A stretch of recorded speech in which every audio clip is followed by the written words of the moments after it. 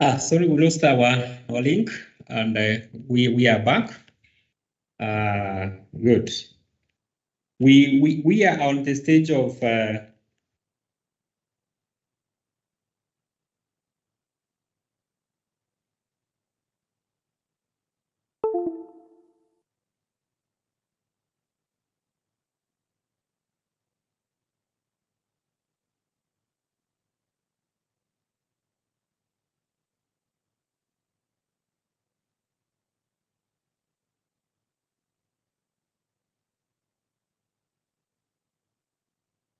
all right. We can now. We are just upping around 30 minutes. We finish up.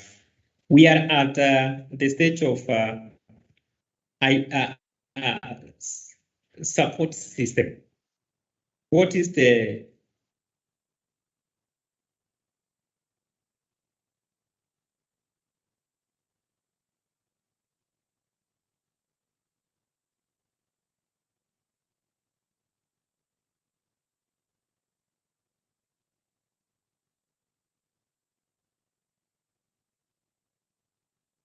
all right? We are back. Okay.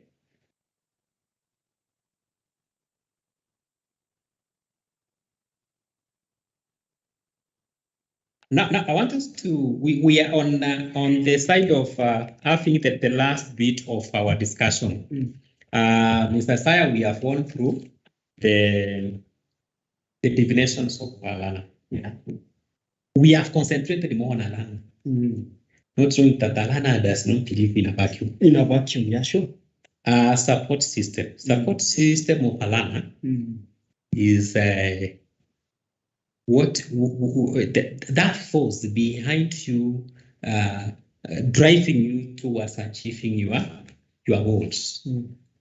The dream bear. No, as Alana, you cannot dream alone. Like now, at times when I'm introducing myself in different forums, I say I am so and so. I am a parent of so and so. And I even spell out the dream I have for my people. I say I have a son who is in grade 1, and I am dreaming that one time he will be assisting in the profession of this one. Yeah, that one. Eh? So I am the support system of this child. So support system can be the wings to fly, which is having a certain dream of Alana in secondary school after scoring very high marks in the primary and has been admitted in a certain school. Wings to fly has a certain idea, believes in something that in the future we want to mold this learner so that is the support system that we are talking about. Now, let us now advocate what can we positively encourage the learner about this smart school, about the support system about the learner. Yes, Mr. Saya. Yeah, so I want just to mention it is true that, as my co-host has said, is that a learner does not live in vacuum. So we have the parents as also the part of support system. And I want to speak about maybe the parent as a support system. Yeah, it is quite lengthy that you'll be staying with this boy and this girl. And for the past, maybe that is for the past 2 years, you have only been seeing them for a week, for 2 days, and then now they go back to school. So one thing that I want to mention is that someone said, monkey see, monkey do.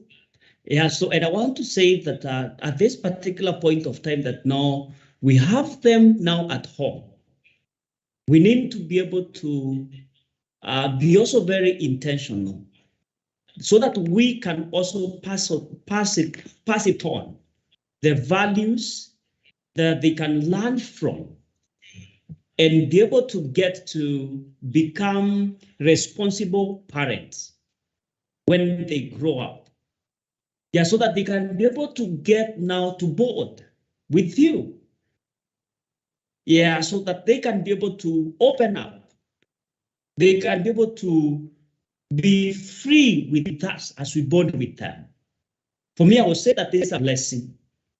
It could be a long vacation, and there are many things that can happen, Mr. Nyoka. Yeah, but then there is a point that we need to see that is positive of us getting more time to bond with them. Yeah, to be able to pass it on, the values, to be able even to, in number 3, also to teach them the informal things, yeah, that they can't learn in class.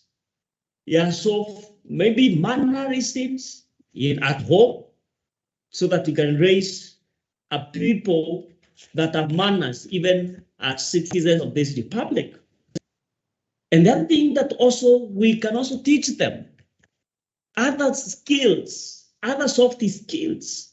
Yeah, so even about how to prepare some traditional uji, and many other things that we cannot end a list of them. So I want to say, even for us as a parent, as a guardian, as an auntie, you have a blessing to stay with them for this quiet amount of time. So you have a great opportunity to impact their lives. And that is what I was saying maybe for parents, Mr. Nyoka. Maybe you can be saying something about maybe especially the support system. And now that it will be there for, that quiet amount of time. Yeah. Yeah, for me as a preacher, I will see this a great moment of impact. Yeah, so and casting out demons that has been disturbing them, Anyway, but yeah, it's a great opportunity. Yeah, it's a great opportunity. Wonderful. Oh, that's great, Isaiah. Now we are at the stage that we, from Mr. Isaiah's just submission, is that a parent, a guardian, or a sponsor is that support system that the learner has. And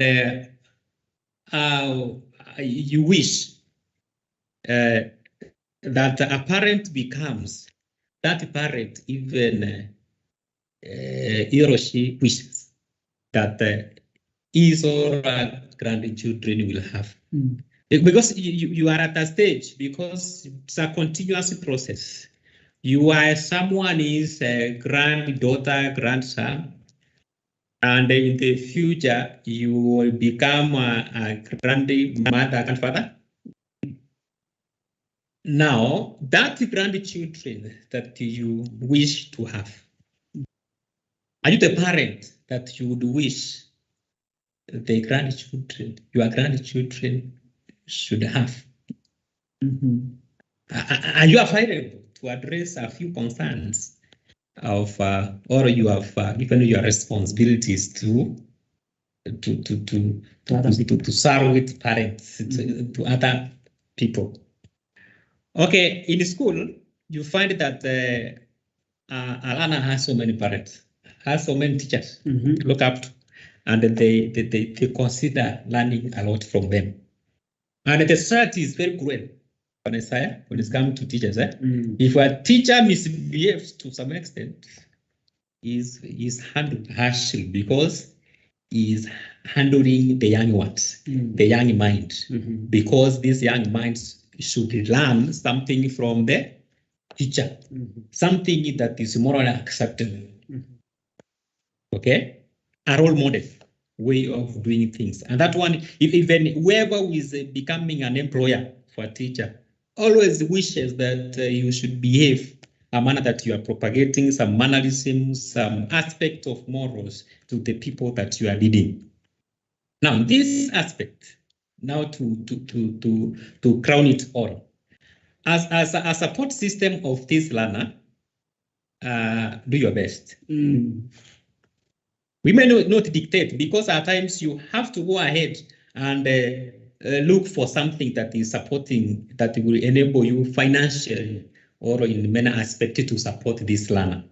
But we are advocating that at least try to be that guardian, try to be that parent you wish your grandchildren would have. That one is very clear. Yeah, sure. That you don't wish your grandchildren to be having parents that you are going to complain about. Then now, all said and done, we are in different generation. We are handling the learner of 21st century. And most of the parents, they were students in maybe the early 21st century, which added some spillover of the 20th century. Some were in their secondary schools in the other century. So there is a way these parents were being handled by their parents. And remember, most of these parents were not parents who are now grandchildren to the current generation that we have. They were not, some of them were not much educated. Okay, there were others who were educated, but majority were not. Because we are talking parents of the 90s. And in the 90s, you see this somebody, if did not go on well, we can count the number of graduates then. And actually graduates are becoming more and more as time is advancing. So, but now we are now handling people of the children of the 21st century. Generation Z. Generation C, as Mr. Isaiah has put it. Now, what as we are handling this learner, is a learner who is much interested in more of the social platforms affairs. Is a learner who can be denied access to a phone and become a mau. Literally, is fighting for his own right. Yes, and it's a phone. It's a phone. But now I imagine someone has taken my phone. One time I went to advise a student somewhere. This learner was in phone too.